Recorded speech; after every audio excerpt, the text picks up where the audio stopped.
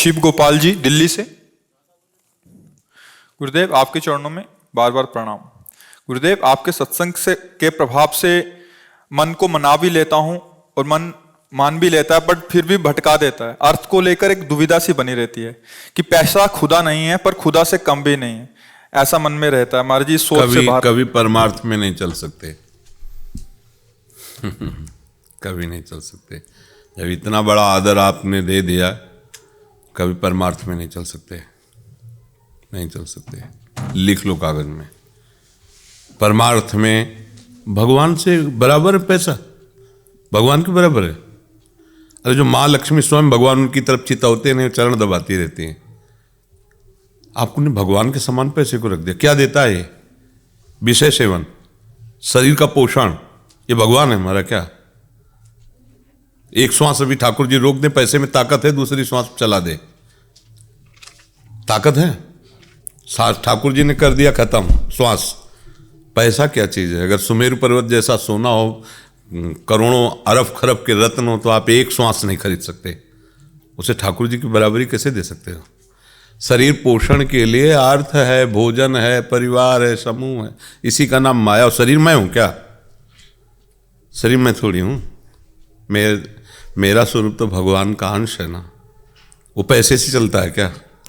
शरीर के लिए जो आवश्यक सामग्री है वो भगवान अपने आप सबको देते हैं।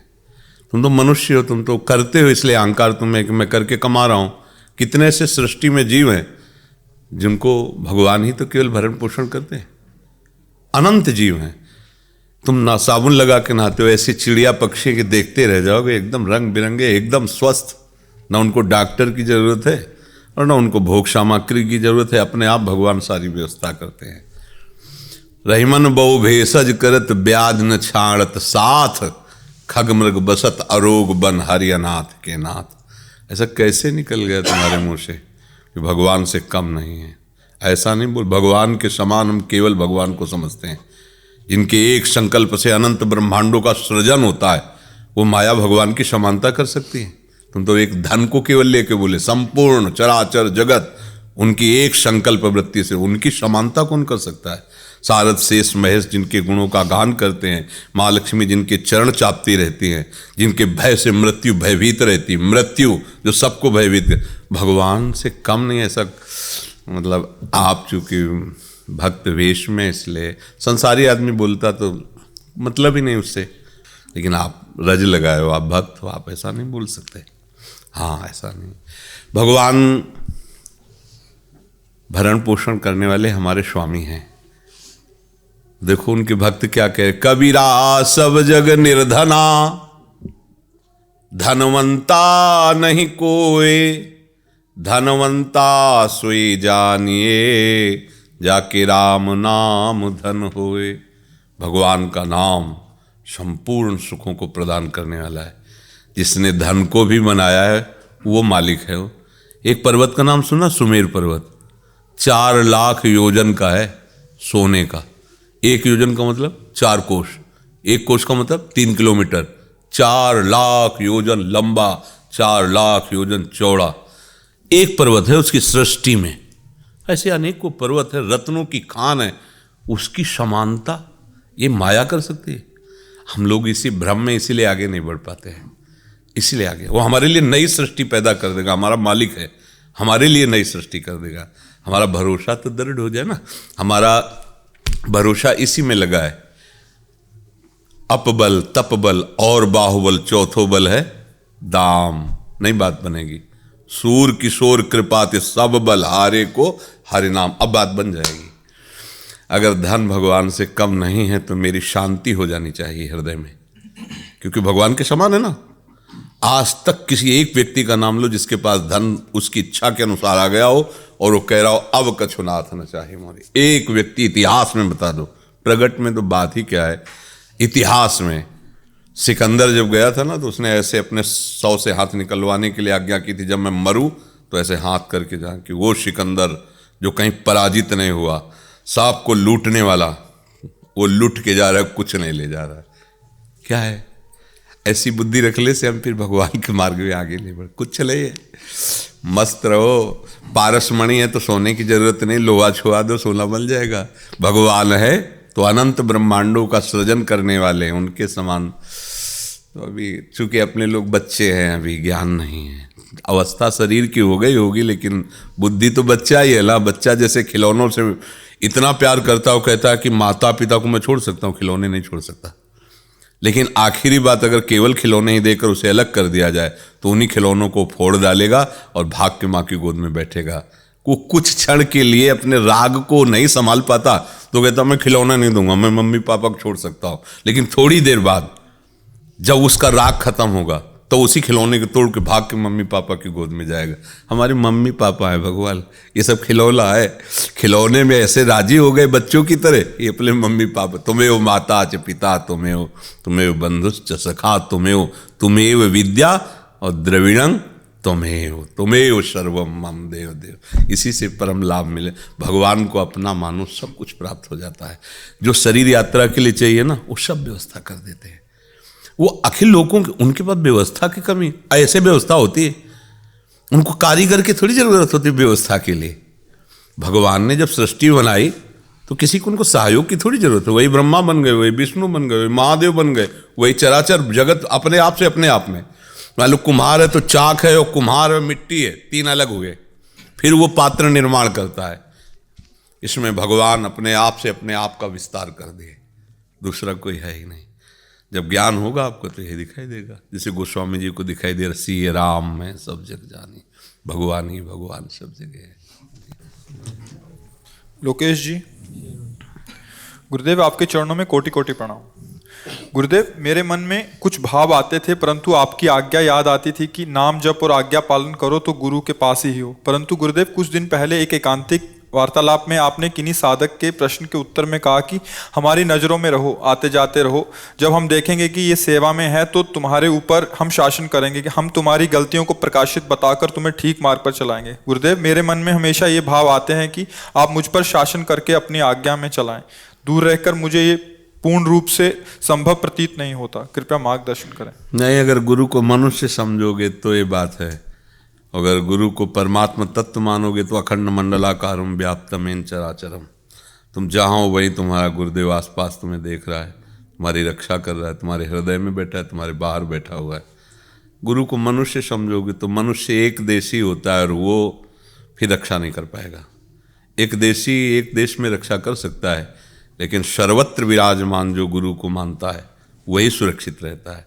तो आप जहाँ भी हो गुरुदेव के सामने, कोई भी गलत काम करने के पहले देखो कि गुरुदेव विराजमान, जड़ में, चैतन्य में, सब में गुरुदेव विराज। तभी तो वास्तविक गुरुदेव का आप पूजन कर रहे हैं, गुरुदेव की आप महिमा को जान रहे। नहीं तो फिर गुरुदेव कमरे में बैठे एक देशी हैं तो बात नहीं बनेगी। अखंड मंडलाकारम व्याप्तमेन चराचरम तत्पदम दर्शितमेन तस्मै श्री गुरुवे नमः। और कुछ बातें बच्चा ऐसी होती हैं कि जो सामने वाले के अनुसार उत्तर दिया जाता है, वो सबके लिए नहीं हो सकता।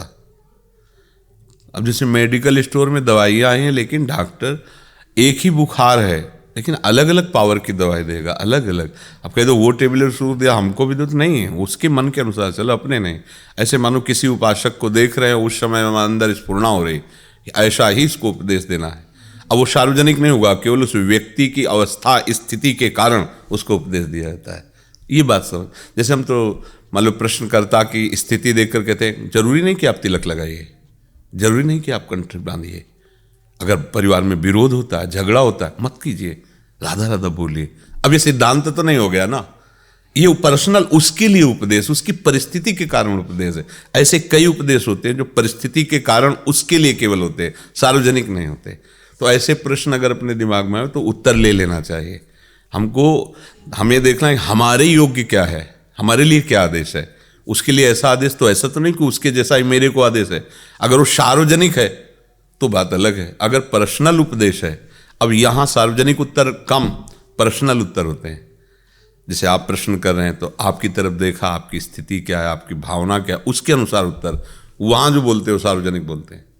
सत्संग हो रहा है, किसी का प्रश्न नहीं, वो सार्वजनिक है, सबका बराबर अधिकार है, उसको ग्रहण करो।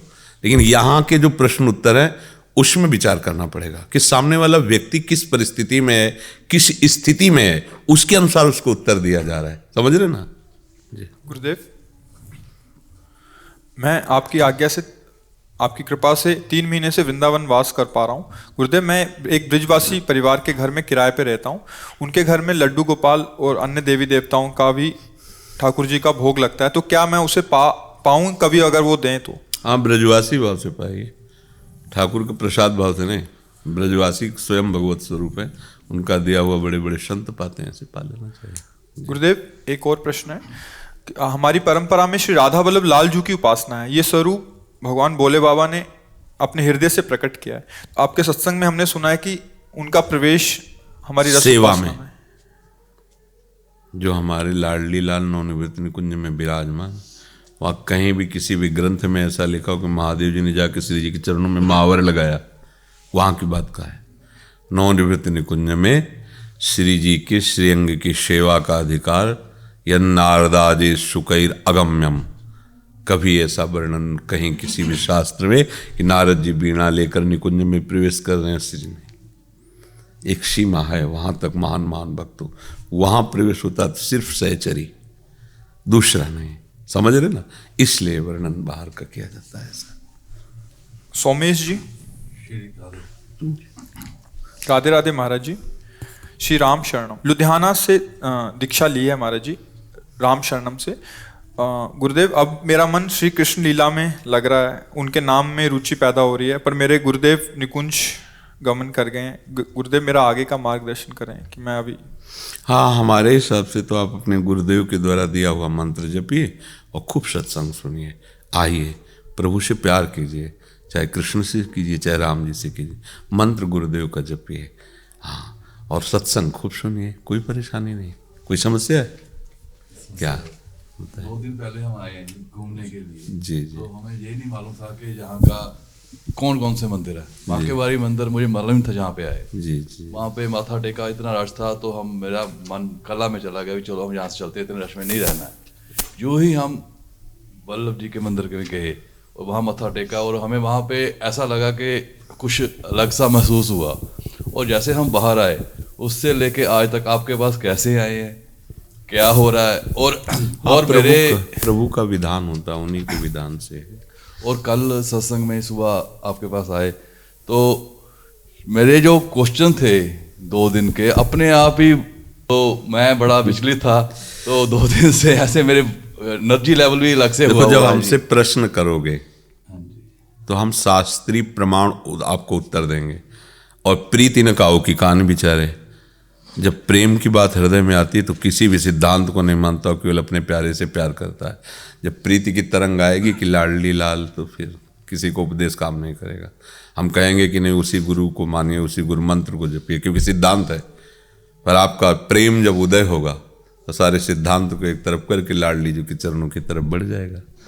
समझ रहे हैं? अगर आपके हृदय में शिव प्रीति हो रही, राधा राधा जपिए, वृंदावन आइए, वृंदावन में सत्संग सुनिए। आजकल तो मोबाइल से भी सत्संग सुनने को बाहर से मिल जाता है, पर प्रमाण नहीं मिलते मोबाइल से। प्रमाण तो ऐसे ही प्राप्त होते हैं दर्शन से। संतोष कुमार जी, सदगुरुदेव भगवान के चरणों में कोटि कोटि प्रणाम। गुरुदेव, मैं सदैव आपकी आज्ञा में रहना चाहता हूँ। गुरुदेव, कृपया मेरा मार्गदर्शन करें।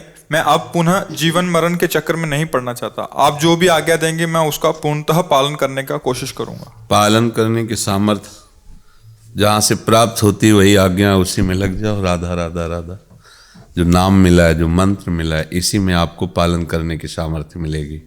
अगर आप नाम जप नहीं करेंगे, मंत्र जप नहीं करेंगे, तो ये सब बकवास हो जाएगा, आप पालन कर ही नहीं पाएंगे, क्योंकि सामर्थ्य नहीं है। आध्यात्मिक सामर्थ्य के बिना जो हमारा मन हमें गंदे मार्ग में ले जाता है, उसे हम नहीं रोक पाएंगे।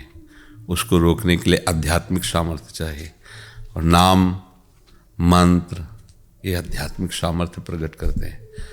शुद्ध ज्ञान में, शुद्ध विवेक में देख पाते हैं कि हमें मन गलत मार्ग में ले जा रहा है, और हम उसे रोक पाते हैं।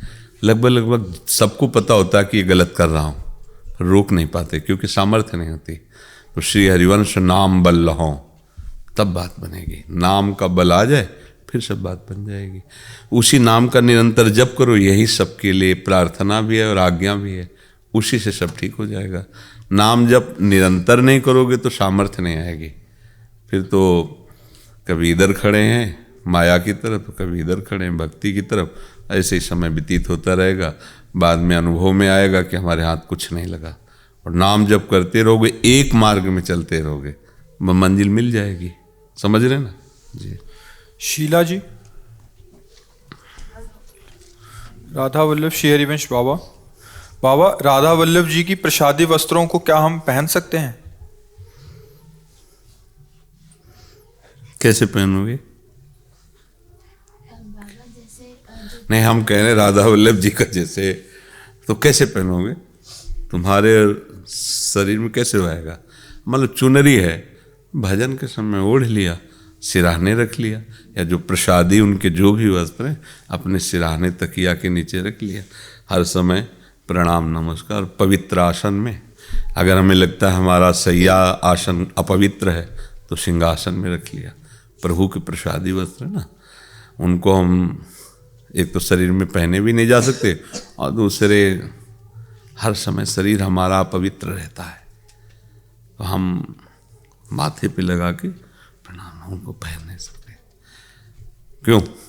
समझ में आ रही बात? क्या पहन सकती हो आप? जैसे जो उनका लहंगा होता है, नहीं, सिंहासन में विराजमान करो, अलमारी पे रख दो, दर्शन करो, प्रणाम करो, रोज माथे पे लगाओ, पहनने से।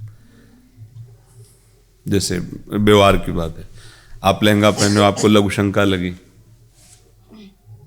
फिर आप क्या करोगे? पर्सनल बाथरूम में तो उतार के रख सकते हैं, लेकिन आप घूम रहे हो या कहीं दर्शन करने, फिर आप क्या करोगे? प्रसादी वस्त्र की, उनके श्रीअंग की उसकी महिमा घट रही ना फिर हमारे द्वारा। तो ये सूक्ष्म बातें होती हैं जो हम, जैसे हम कह रहे हैं कि आप सिराने रख लो या सिंगार, तो उसमें तर्क करने की जरूरत नहीं है, वो बहुत विचार से हो रहा है, बहुत मंगलमय शब्द है। अब उसमें जैसे तर्क कि हम क्यों नहीं पहन सकते, तो बहुत से ऐसे कारण हैं कि आप नहीं पहन सकते। पट प्रसाद पहनने के लिए आज्ञा है। आप जैसे अपने नाप के कपड़े बनवाए नए हैं, सिंहासन में छुआ दिए, चरण पादुका में छुआ दिए, पहन लिए, वो प्रसादी है। पर श्री जी के श्री अंग में जो धारण हुआ है वो माथे पे रख के सिंहासन में साइड में अलमारी में रख देते हैं, सिराने रख देते हैं, रोज प्रणाम करते हैं, माथे से लगाते हैं, और अपने अंग में धारण कर। ये पांच भौतिक शरीर है। एक तो वो साइज नहीं है ना, और दूसरी बात सामर्थ्य नहीं। प्रभु के श्री अंग मलमूत्र से रहित हैं, चिदानंद है, और ये मलमूत्र युक्त शरीर है। तो थोड़ा ये समझना होगा, भाव से समझना होगा। समझ पा रही ना जी? गुरुदेव, मेरी बहुत इच्छा होती है कि मैं नाम जप करूं, आप कृपा करें। तो रोकता कौन है? अभी इच्छा का किसने, किसका है? हम बस बैठने बैठे, आपको रोकता कौन है? ये इच्छा हो जाए तो जगत मंगल करने की सामर्थ्य आ जाए। पर बस इतनी और इच्छाएं हैं कि ये भी एक ऐसे स्फुरित हुई साइड में पड़ी रहती है। अगर इस इच्छा का पालन कर ले तो सब सामर्थ्य आ जाए। नाम में इतनी सामर्थ्य है कि नाम ही भगवान को अधीन कर लेता है नाम, और तो क्या बात है। बस रटते रहो राधा राधा राधा राधा, राधा वल्लभ श्री हरिवंश, राधा वल्लभ श्री हरिवंश। इच्छा ही तो नहीं लोगों के अंदर। इच्छा हो जाए तो फिर क्या है? इच्छा हो जाए तो फिर बहुत बढ़िया बात। अगर इच्छा है तो आपको रोकता कौन है? खूब नाम जप कीजिए। देखो, सबसे प्रार्थना है, अगर आपका भोजन सही नहीं होगा, आपका संग सही नहीं होगा, आपका देखना सुनना सही नहीं होगा, तो आप भजन नहीं कर पाओगे। आप गंदी बातें देखोगे, संसारिक नौटंकी नाटक देखोगे, संसारिक व्यक्तियों के पास बैठना ही पड़ेगा, क्योंकि संसार में हो। खान पान गंदा है तो भजन कैसे होगा आप बताओ? अगर आपका खान पान पवित्र नहीं तो विचारे पवित्र नहीं होंगे, आपका संग पवित्र नहीं तो आपका आचरण पवित्र नहीं, आपका देखना सुनना पवित्र नहीं तो आप गंदी बातें मत देखो, गंदे लोगों का संग करने से बचो, गंदा भोजन करने से बचो, तो आपकी बुद्धि शुद्ध रहेगी, फिर आप भजन कर सकते हो। अब गंदे आहार बहुत गंदी तरह से बनते हैं। आप अपने घर में नमक रोटी बना खा लो, ये पिज़्ज़ा और क्या बर्गर दो क्या क्या कहते हैं इनका। हम तो अपने सब निजी जनों को आदेश किए कि पहले 1 वर्ष बाजार का कुछ नहीं खाना, सूखी चीज़ लाओ अपने घर में बनाओ, भोग लगाओ, श्री जी को पाओ, तो फिर धीरे धीरे धीरे इसको बढ़ाते हुए इसको छोड़ दो। बाजार से बनी हुई वस्तुएं देखो, अगर भजन करना है तो अब आपको सामने ठेलिया पे दिखाई दे रहे गोलगप्पे, बढ़िया पानी, ये चाट वो चाट, बढ़िया साफ, लेकिन उसका निर्माण कैसे हुआ है उन लोगों को ये थोड़ी ज्ञान पवित्रता क्या है, पवित्रता क्या, कैसे कैसे, तो आपकी बुद्धि कैसे पवित्र रहेगी। आजकल प्रायः जो लोग हैं प्याज, लहसुन, अंडा, मांस इसको कुछ बुरा नहीं मानने लगे हैं। ऐसा मतलब मानसिकता हो गई कि अब आप भोजनालय में देखो तो उसी भोजनालय में 2 विभाग हो गए, एक शाकाहारी एक मांसाहारी। अब बोलो क्या उसमें पवित्रता होगी। तुम्हें जरूर शाकाहारी कह के परसा जा रहा है, लेकिन वो सब अपवित्र ही है। तो भोजन अगर शुद्ध नहीं होगा, आपका संग का प्रभाव पड़ता है। जैसा संग करोगे वैसे रंग चढ़ेगा। अच्छा, दृश्य का प्रभाव पड़ता है। आपके हाथ में मोबाइल है, आजकल कोई छोटा मोबाइल रखना पसंद नहीं करता, बड़ा बड़ा मोबाइल। सर्च करो, घर बैठे आप सब देखो, पिक्चर देखो, नाटक देखो, गंदी बातें देखो, फिर आपको भजन में मन लगेगा। जैसी चीज देखोगे, जैसा सुनोगे, जैसा बोलोगे, जैसा खाओगे, वैसी चिंतन बनेगा, और जैसा चिंतन बनेगा वैसा आपके हृदय में शांति या अशांति होगी। तो आजकल तो बहुत कठिन भजन करना। सबके पास मोबाइल है, सबके पास मतलब संसार है। जेब में अगर मोबाइल है तो आपके कुछ भी, आप अमेरिका सर्च करो, इंग्लैंड सर्च, कुछ भी वो सब। अब बताओ, वो ऐसे ही मन चंचल है और व्यवस्था और उसको बर्बाद करने की हमारे पास है तो सब।